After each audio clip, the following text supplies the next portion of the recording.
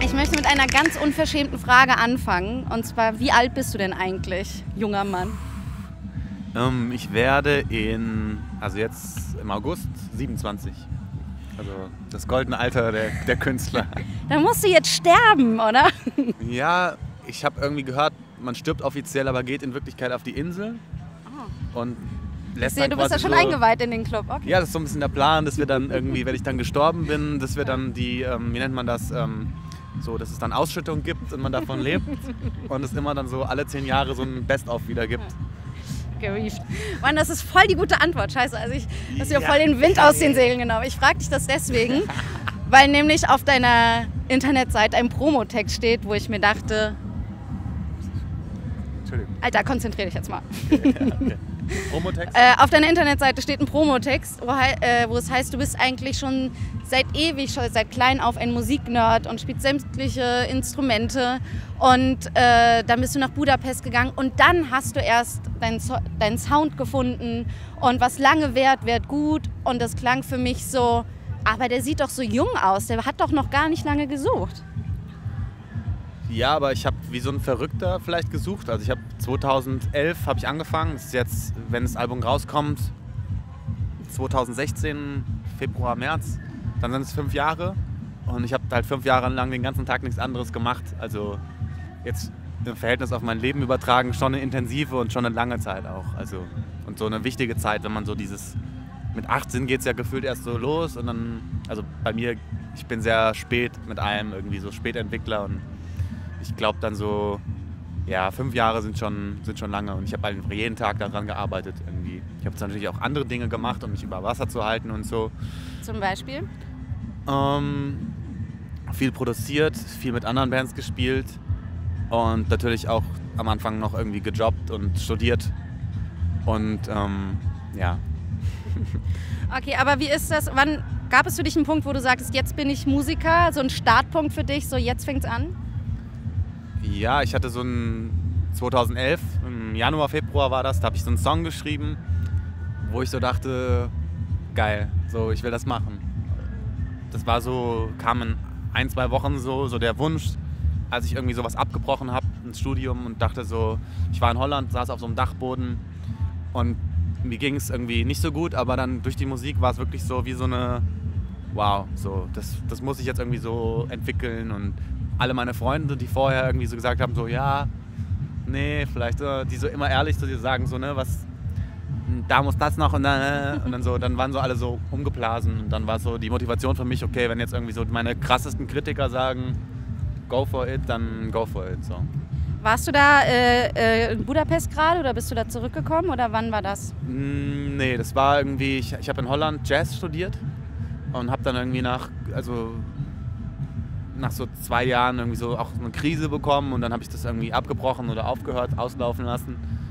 Und dann hat es noch ein bisschen gedauert, bis ich nach Budapest erst kam, sondern es war so erst der Anfang von allem. So erstmal so, okay, was will ich jetzt machen? Und habe das dann so weiterlaufen lassen, habe mich dann auf also meine eigene Stimme irgendwie, habe angefangen zu singen, habe angefangen Songs zu schreiben und habe da so eine Erfüllung drin gefunden. Und, ja. War das für dich ein kreativer Neuanfang, würdest du das sagen? Ja.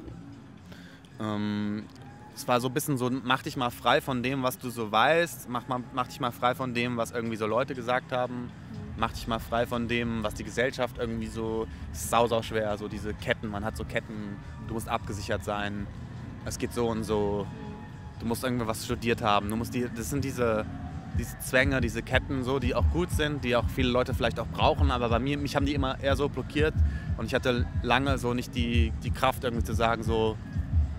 Und dann habe ich irgendwann gedacht, okay, jetzt so, das will ich jetzt, das mache ich jetzt und mal gucken, wo es mich halt hinweht. So. Und ich wusste noch gar nicht irgendwie, ich wollte eigentlich nur Musik schreiben und den ganzen Tag im Studio sein. So. Mehr, ich hatte noch keine, so diese Loper-Version gab es da noch nicht, die hat sich dann erst so entwickelt. Irgendwie.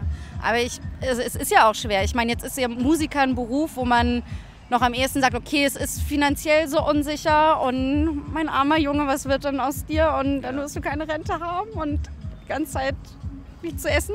Aber es ist ja so oder so schwer, einen Neuanfang zu starten. Ob du jetzt eine Gastro aufmachst oder irgendwie einen neuen Job anfängst, in eine neue Stadt gehst. dein Umfeld verlässt, dein Gewohntes, das ist immer schwer, glaube ich. Aber es liegt auch immer so ein Zauber da drin, finde ich. Und man muss sich durchbeißen können. Wie Hermann Hesse. Kennst du das Gedicht Stufen? Leider nicht. Na, wenn du das Studium abgebrochen hast, wenn du sagst, ist es wirklich etwas, was ich als Brotberuf oder so möchte, musstest du da echt durch so einen Orkan durch?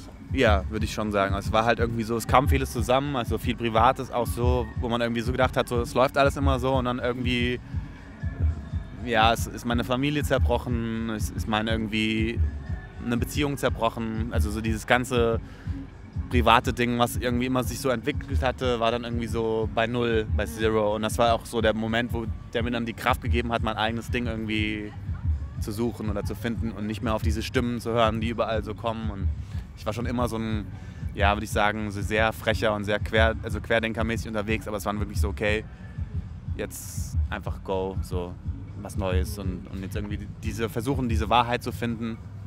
Und das ist natürlich auch sehr naiv. Also man muss da irgendwie sich so versuchen, man ist wie so ein Kind, ne? Also man bleibt gefühlt wie so ein Kind und ja, man muss so manche Realitätssachen auch ausschalten können. So, das kann ich, glaube ich, ganz gut und ignorant sein können. Und sehr so wie so ein Stier, der so ein rotes Tuch sieht und dann so die ganze Zeit da so einfach drauf losrasen. Einfach drauf losrasen. Egal, wen ich dabei umbringe. Ja, oder wenn man halt eher so in Scheiße von anderen Stieren tritt, so eher vielleicht als um... Ja, aber ich möchte in die Fleischwunde reingehen. Jetzt bist du in Budapest in einem kleinen Zimmer, habe ich gelesen. Ganz alleine. Konntest du Ungarisch? Wahrscheinlich nicht, oder? Also meine Oma ist so gefühlt vom Herzen her eine Ungarin, die spricht die Sprache fließend, meine Mutter und meine Schwester sprechen es. Und ich bin so natürlich der jugendliche Typ, der immer so, ich gehe mal irgendwie Sport machen oder so und ich verstehe es so ein bisschen und habe dann auch in der Zeit, also die sagen auch alle, ich habe ein gutes Sprachgefühl und kann auch gut aussprechen. Aber ich hatte jetzt irgendwie wenig Zeit, irgendwie jetzt einen Ungarischkurs zu belegen oder es aufzufrischen, sondern ich kann so Basics und also manchmal kommen wirklich Leute, also weil irgendwie manchmal denken Leute, ich bin Ungar. Und die kommen dann nach Konzerten und sprechen mich auf Ungarisch an. Und das ist mir dann immer so peinlich. Dann denke ich so, wow, sagt er immer so, ja, nein und wie geht's und so. Und erklärt dann immer so ein bisschen. Ja, und dann denke ich mir so, ja, und wir spielen in 2 Wochen, glaube ich, in Budapest. Und dann, ich will natürlich Ansagen auch auf Ungarisch machen, aber muss ich auch erarbeiten. So, das fällt mir jetzt nicht zu.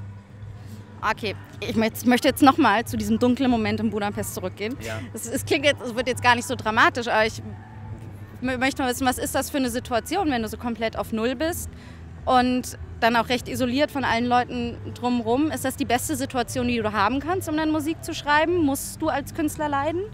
Man denkt, es ist so der Traum, aber in Wirklichkeit ist es, also ich beschreibe das so, dass es irgendwie so vorher bei mir so in so Wellen lief. Und dann, wenn du da dann bist, ist es ein Sturm. Das heißt, du hast unglaubliche Höhepunkte. Es fühlt sich an, wie als hättest du was eingeschmissen, so, weil du irgendwie so drin bist und so fliegst. Und dann bist du aber wirklich auch so down, dass du irgendwie nicht vorankommst, dass du irgendwie so gestrandet bist und irgendwie so eine Lust verlierst an der Musik, dich immer hinterfragst, zweifelst. Also du bist so ganz krass mit dir selbst so am Kämpfen. Und das ist, glaube ich, für mich erstmal eine Zeit gut gewesen, weil man sich so besser kennenlernt. Und einmal vieles bewusst wird, so reflektieren, man hat so Zeit zu atmen. Also es wäre irgendwie so, das machen ja manche so Zivi oder Bund oder sowas nach dem Abi und es war für mich so ein Gefühl, so ein, weißt du, so ein... Du hast Budapest gemacht. Ich habe Budapest gemacht, so ein Cut einfach. Ja. So. Und dann kam irgendwann Mocky, der auch mit Feist und Chili Gonzales und Peaches, wie ist er auf dich aufmerksam geworden? Also es war so, dass ich sehr viel selber geschrieben habe und auch natürlich mit Freunden viel gemacht habe und so weiter und man das Ding so entwickelt habe und dann war es irgendwie so, dass eine sehr nette Frau, die wir kennengelernt haben, die heißt Natascha, die hat dann einfach so gesagt, es könnte doch passen so und ich war natürlich der riesengrößte Feist-Fan überhaupt, also Feist ist für mich so die Göttin, cool. Also es ist so cool und ich dachte mir halt immer, es ist so spannend, so dieses Umfeld, diese Leute, so dieses Kanadische, das fand ich immer so bewundernswert und das war alles so immer so, hat so Sinn gemacht. Und dann wussten die das und dann haben wir irgendwie Mocky Sachen geschickt und er hat dann so gesagt, so hey, ich find's total cool, komm mal vorbei, schick dir mal rum. Ja, es war super.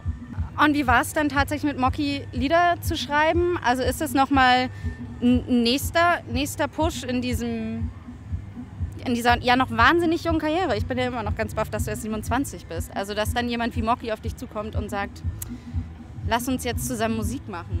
Ja, ganz so war es ja nicht. Also wir haben ihn ja auch quasi die Songs geschickt. Und nimm unsere Songs! Ja, nein, es dauert nicht so lange, bis du für uns schreibst. Nee, man ist abhängig von Leuten, die einem irgendwie was Gutes tun oder die sagen, hey, ich finde dich gut und die einem so ein bisschen so supporten. Und wenn das nicht passiert, dann, also gerade auch Bands, die dann sagen, so komm mit uns auf Tour oder sowas, das ist so wichtig. Und deswegen muss man sich das auch immer, wenn man selber dann irgendwie ein bisschen gewachsen ist, muss man auch immer wieder andere Leute unterstützen. Das ist, glaube ich, so ein bisschen so ein Sinnding, einfach so, dass man immer selber versucht, irgendwie was zu erreichen und dann, wenn man was erreicht hat und sich so ein bisschen so ausruhen kann, so und dann, dass man dann quasi einfach so junge Leute fördert oder keine Ahnung. Und ich glaube, Mocky ist halt einfach eine Wahnsinnspersönlichkeit, also es war im Endeffekt genauso, wie ich es mir vorgestellt habe. Also es ist so ein entspannter ein Mensch, der einfach so ein Vibe spürt und sehr viel spürt und immer sich so ein Kindliches erhalten hat, worüber wir schon gesprochen haben und so sucht und die ganze Zeit irgendwie so eine Entspanntheit hat, aber auch ganz krass so auf den Punkt da ist und irgendwie so Sachen raushaut, wo man so irgendwie merkt, wenn man dann mit ihm in einem Raum ist, dann muss man irgendwie echt am Start sein. Also ja, es war super und auch der Ort, wo wir geschrieben haben, der hat mir sehr gut gefallen. Silver Lake ist ein Stadtteil von L.A., wo man wirklich laufen kann und wo es sehr gute Cafés und Bars und so gibt, auf so einem sehr hohen Niveau, gastronomisch. Und eine krasse Vegetation mit so Kolibris und Stinktieren und allem. Und es hat mich wirklich so sehr inspiriert einfach. Ja. Du bist von Stinktieren inspiriert, habe ich das richtig zusammengefasst jetzt? Du machst das ganz clever. Aber das heißt, du hast tatsächlich mit Mocky zusammen an deinen Songs gefeilt nochmal und geschrieben? Ich hatte extra so ein paar Ideen mitgebracht, wo ich nicht weitergekommen bin, wo ich gesagt habe, ey, wie sieht's aus? Und wir haben zum Beispiel versucht, den kompliziertesten Song der ganzen Welt zu schreiben, mit 3 Tonarten und sowas. Und dann sind wir doch auf 4 Akkorde wieder gekommen und haben so einen gute Laune Country-Song geschrieben. Und manchmal haben wir auch einfach nur diskutiert oder gesprochen und uns ausgetauscht. Aber das ist so, was ich mir jetzt vorstelle, wenn du so wahnsinnig konzentriert bist und wie du es jetzt so schön gesagt hast, wie ein Stier auf dieses rote Tuch zuläufst und auf einmal kommt da ein anderer Stier, der schon mehr Erfahrung hat und dir da hilft. Ist das nicht auch schwierig für deine eigene künstlerische Vision, die du hast? Es ist eine Gefahr, aber ich würde sagen, ich hatte an dem Punkt, wo ich mich auf Leute eingelassen habe, hatte ich so eine ganz krasse Vision, wo ich so wusste, ich habe die Zutaten für das Gericht so alles beisammen und dann irgendwie, komm, lass uns kochen gehen. Dann weißt du, so die Speise, die muss lecker werden oder so, so würde ich es beschreiben. Und dann ist man eher so, es gibt auf einmal 2 Stiere. Und wie war das mit Pferden, wenn 2 Pferde zusammen, dann sind es ja 4, oder? Ne? Ist es so? Das ist dann quasi die Pferdestärke quasi bis die exponentiell wächst. Oder verwechsel ich da irgendwas? Ich glaube, du hast schon zu viel Bier getrunken. Das glaube ich. Nein, aber es war dann so, man findet Supporter und man galoppiert so zusammen in dieselbe Richtung und hat viel mehr Energie und es ist gar nicht so egomäßig. Das fand ich wirklich so faszinierend. Ich kam da so hin und Mocky meinte so zu mir so, I don't believe in producers, I believe in teams. So, und dann, das ist dieses kanadische Ding, dieser Vibe, so irgendwie, wie man sich vorstellen kann, so Feist, Chili Gonzales, Mocky, so große Egos, irgendwie, die alle irgendwie im Team arbeiten können und dann so stelle ich mir das vor oder so habe ich es erlebt, dass man irgendwie so die beste Idee gewinnt, man vereint Sachen aus verschiedenen Welten und versucht einfach nur was Schönes zu schaffen, was irgendwie, ja, super ist und Leute bewegt im besten Fall. Aber wie ist es jetzt für dich als Anfänger? Wie war deine Erfahrung so mit Produzenten und Labels und war das wie erwartet? Darfst du darüber überhaupt reden oder musst du mich dann umbringen? Nein, also wir können da gerne drüber reden. Ob das wie erwartet war, das ist ein bisschen schwierig zu beantworten, weil ich jetzt wirklich am Anfang bin. Also ich würde sagen, dass man immer selber in den Spiegel schauen muss und wissen muss, wer man ist und dass man irgendwie, gibt es die Phasen, wo es mal ein bisschen schwieriger fällt oder wo man irgendwie weiß, okay, ich habe jetzt einen Kompromiss gemacht oder sowas.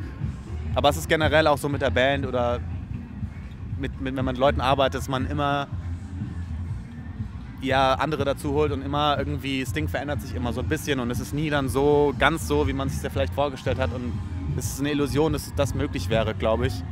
Und von daher habe ich bis jetzt nur gute Erfahrungen gemacht, also alles, was wir gemacht haben, hat irgendwie Sinn gemacht und wir mussten uns nie verändern und haben immer unser Ding so ein bisschen durchgezogen und immer selber am meisten Input gegeben gefühlt und ja, es ist bis jetzt sehr schön gewesen.